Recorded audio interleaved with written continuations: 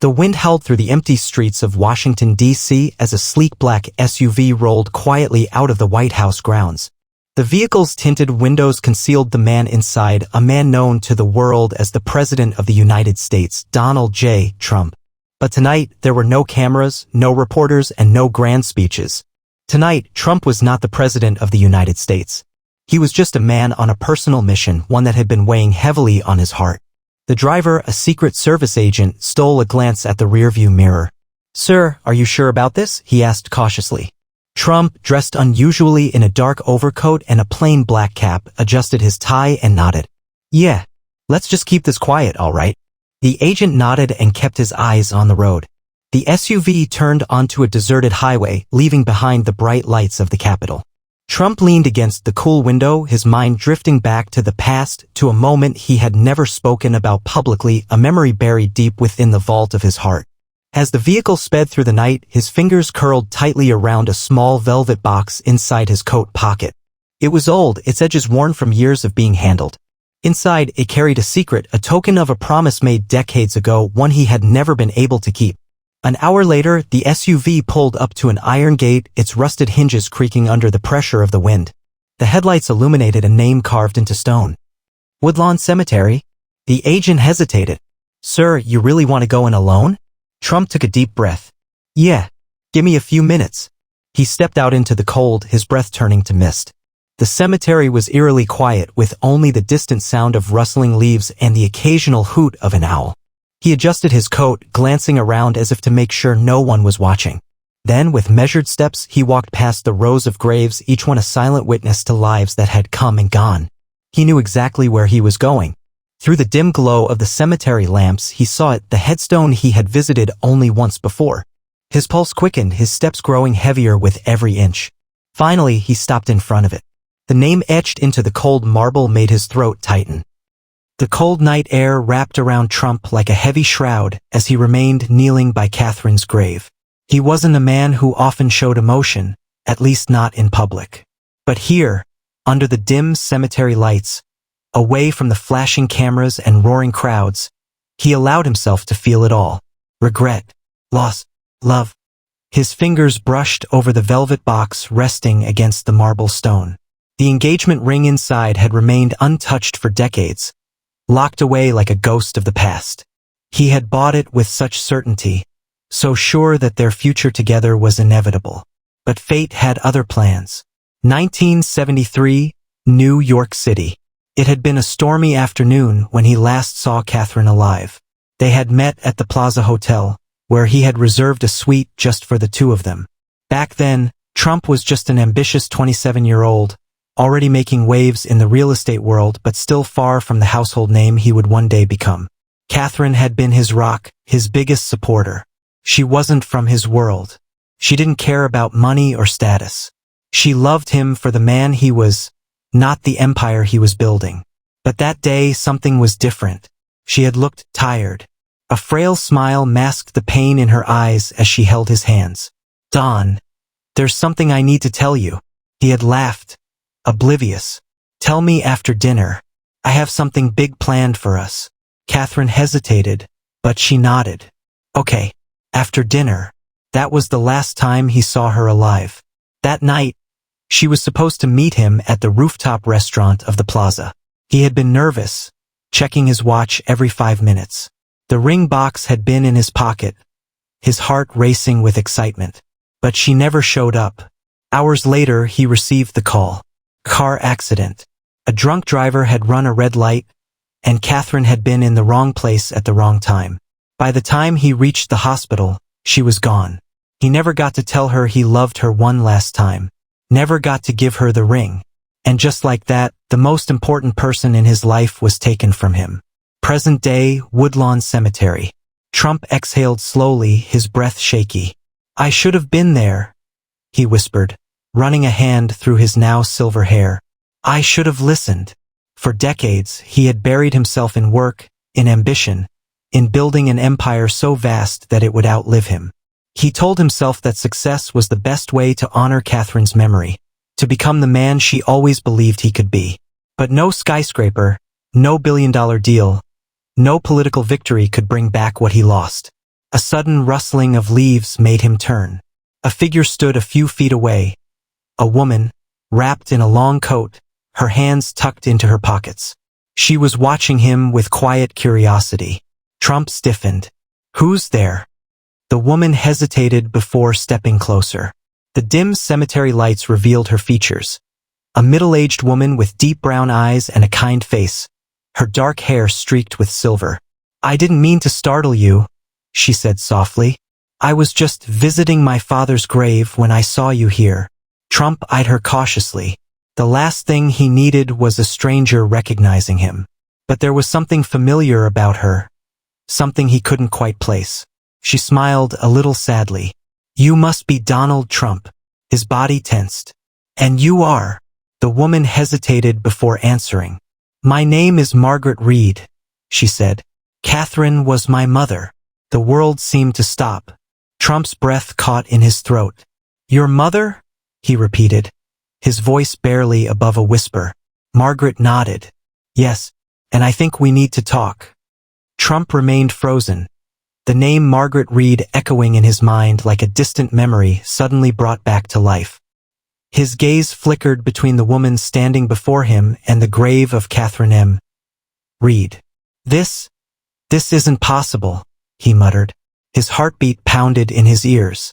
Margaret offered a sad smile, her expression full of understanding.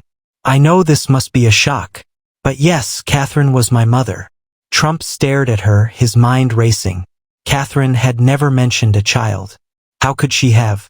They had spent every moment together back then. He would have known. Wouldn't he? His throat tightened. "You're saying?" He struggled to find the words. "You're saying I had a—" Margaret nodded. "Yes, Mr. Trump.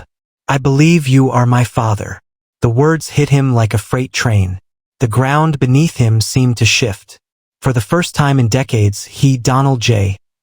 Trump, the man known for his unshakable confidence, felt completely and utterly lost. His voice was hoarse. "That's impossible," Margaret sighed, pulling her coat tighter around herself. "I understand why you'd think that, but my mother left behind letters. Letters she wrote to you but never got the chance to send." Trump felt his knees weaken. He took a step back, shaking his head. No, Kathy would have told me. We told each other everything." Margaret looked at the grave, her eyes full of sorrow. "She was going to tell you. That's why she wanted to meet you that night." The words slammed into him like a sledgehammer. That night, the last time he saw her, Catherine had tried to tell him something, but he had been so caught up in his excitement, so sure of their future, that he had brushed it off. And then, she was gone. His hands clenched into fists. "Why didn't anyone tell me?" Margaret's voice softened. "My grandparents didn't want you to know. After my mother died, they blamed you. They thought your world, the business, the ambition, the lifestyle was no place for a child. So they kept me away from you. Changed my last name. Moved out of New York." Trump's breathing was uneven. He had spent his entire life chasing success, building an empire that stretched across the world. But all this time, he had been blind to the one thing that truly mattered. He had a daughter. He had missed everything. His hands trembled as he looked at Margaret. His daughter. "Why now? Why are you telling me this now?" Margaret hesitated, then reached into her purse. She pulled out a small, weathered envelope. "Because of this." She handed it to him. Trump's fingers shook as he took the envelope. It was old, the paper slightly yellowed. The handwriting on the front made his breath hitch. It was Catherine's. With unsteady hands, he opened it. Inside was a letter, dated October 10th, 1973, just days before her death. His eyes scanned the words, his chest tightening with every line. "My dearest Dawn, by the time you read this, I hope I will have already told you in person. But just in case, I want you to know. I'm pregnant. I don't know how you'll react, but I want you to understand something. I love you. And I believe in you. No matter what happens, I know you will do great things in this world. But more than that, I know you will be a great father. I can't wait to tell you. I can't wait to see your face when you find out. With all my love, forever and always. Catherine." The letter trembled in his hands. His breath came in short, uneven gasps. Catherine had known. She had been waiting to tell him. And he had never given her the chance. The weight of the truth crushed him. Decades of missed birthdays, lost moments, and a life he never knew he had flashed before his eyes. His voice cracked as he looked up at Margaret. I didn't know. Margaret nodded, her own eyes glistening. I believe you. For the first time in his life, Donald Trump, the man who had stood before millions, who had commanded boardrooms and nations, felt completely and utterly powerless. What was he supposed to do now? Trump stood there, gripping the letter so tightly his knuckles turned white. The words blurred as his vision misted, a whirlwind of emotions crashing over him, shock, regret, anger, and an unbearable sadness he couldn't push away. For decades, he had lived with the belief that Catherine was his greatest what-if. And now, standing in front of the daughter he never knew existed, he realized she had been his greatest what-was. He exhaled sharply, his voice strained. I should have known. I should have been there. Margaret studied him for a moment before speaking. I don't blame you, Mr. Trump. I spent most of my life not knowing the truth myself. Her words hit like a hammer. What do you mean? Margaret sighed, shoving her hands deeper into her coat pockets. My grandparents, Catherine's parents, never told me about you. I grew up believing my father had died before I was born. Trump's chest tightened. They lied to you? She nodded. They thought they were protecting me. My mother came from a simple background. Your world was too different. They thought I'd have a better life away from all of it. Trump felt a flash of bitterness. They decided that for me? Margaret hesitated before responding. They decided that for both of us. Silence stretched between them. Trump ran a hand over his face, exhaustion and disbelief settling deep in his bones. All these years, he had been denied the chance to know his own daughter. And all this time, she had been denied the truth of who she really was. Finally, he asked, when did you find out?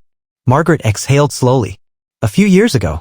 After my grandparents passed, I was going through their old belongings and found my mother's letters, this one included. She gestured toward the note in his hands. At first, I didn't believe it. But I did some research and everything pointed back to you. Trump's throat felt dry. Why didn't you come sooner? Margaret hesitated. Because I didn't know if I wanted to. Trump flinched, but he understood. He had spent his life at the center of controversy, always in the public eye. If she had come forward, she would have been dragged into a storm she never asked for. He looked at her carefully. And why now? Margaret swallowed hard. Because I needed to see for myself. To see if the man my mother loved so much was really the man I've watched on TV all these years. Trump studied her, trying to gauge what she was thinking. And? Margaret gave him a small, sad smile. You tell me. For the first time in his life, he didn't have an answer. He had built an empire from the ground up. He had been a businessman, a TV personality, the President of the United States. But none of that mattered now. The only thing that mattered was the woman standing before him. His daughter. He swallowed hard. What do you want from me? Margaret held his gaze. Nothing. Trump frowned. Nothing? She nodded. I didn't come here for money. I didn't come here for recognition. I just wanted to know where I came from. Trump felt something inside him crack. She wasn't here to demand anything. She wasn't here to cause a scandal. She was here because, despite everything, she wanted to know him. A heavy silence filled the space between them. The wind rustled through the cemetery trees, the only sound in the stillness of the night. Finally, Trump spoke, his voice quiet but firm. I don't know how to fix this. Margaret's eyes softened. Maybe it's not about fixing it. Maybe it's just about knowing the truth. Trump nodded slowly, taking in the gravity of it all. He had spent his life building walls around his empire, around his image, around his heart. And yet here, in the quiet darkness of Woodlawn Cemetery, one of those walls had finally come down. For the first time in decades, he wasn't just Donald Trump, the businessman, or Donald Trump, the president. He was just a father meeting his daughter for the first time. And nothing in the world felt more important. Trump sat on the cold cemetery bench, the weight of the moment pressing heavily on his chest. The letter trembled in his hands, Catherine's words echoing in his mind like an unfinished symphony. Margaret stood quietly, giving him time to process. She had come here seeking answers, and now she had given him a truth that shattered everything he thought he knew. He had spent his life chasing power, respect, and influence. Yet, in this quiet moment, none of that mattered. What mattered was the woman standing before him, the daughter he never got the chance to raise. Finally, he looked up. His voice was gruff, filled with a vulnerability he rarely showed. What was she like? Margaret blinked, taken aback. My mother. Trump nodded. A warm smile crossed Margaret's face as if the memories themselves brought her comfort. She was kind, she said softly. And strong. She always told me that no matter what, I should never let the world decide who I was. I think she knew life would be hard without her, so she made sure I grew up believing in myself. Trump's chest tightened. That sounded exactly like Catherine. She had always been the one who kept him grounded, reminding him that life was more than just ambition and success. Margaret continued, she never married. I think, deep down, she never stopped loving you. Trump swallowed hard. He had loved Catherine too. But fate had ripped them apart before they could build the life they dreamed of. A long silence stretched between them before Margaret spoke again. I didn't come here expecting anything, Mr. Trump. He exhaled. Call me Donald. Margaret hesitated, then nodded. Donald. It was strange, hearing his name spoken with such unfamiliar familiarity. She glanced at the engagement ring still sitting on Catherine's grave. You really loved her, didn't you? Trump's gaze followed hers, his expression unreadable. I never stopped. Margaret gave him a small, understanding smile. Then I guess that makes two of us. Another wave of silence fell over them, but this time it wasn't uncomfortable. It was something else. Something new. After what felt like an eternity, Trump took a deep breath. I missed everything, he admitted. Your first steps, your first words, your first day of school. I missed all of it. Margaret nodded. You did. He looked at her. And yet here you are. She smiled. Here I am. Trump ran a hand through his silver hair, exhaling slowly. I don't know how to be a father. Margaret chuckled softly. That makes two of us. I don't know how to have one. A smirk tugged at the corner of Trump's lips, the first real smile he had shown all night. There was something ironic about the two of them, two strangers connected by blood, both uncertain of how to move forward. Finally, Trump straightened his shoulders. The old confidence in him flickered, but this time it wasn't the confidence of a businessman or a politician. It was something deeper. Something real. We can figure it out, he said. Margaret studied him for a long moment before nodding. Yeah, she said. I think we can. She reached out her hand hesitantly. For a brief second, Trump hesitated too. Then, slowly, he extended his own and shook hers. The grip was firm. Steady. A beginning. As they stood together under the pale glow of the cemetery lights, the past still lingered between them. The regret, the loss, the years that had been stolen.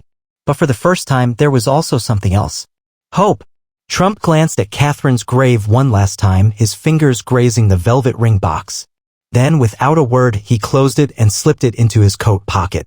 He had carried it for 50 years, waiting for the right moment. But now he realized the moment wasn't about looking back. It was about moving forward. And for the first time in his life, Donald Trump was ready to do just that.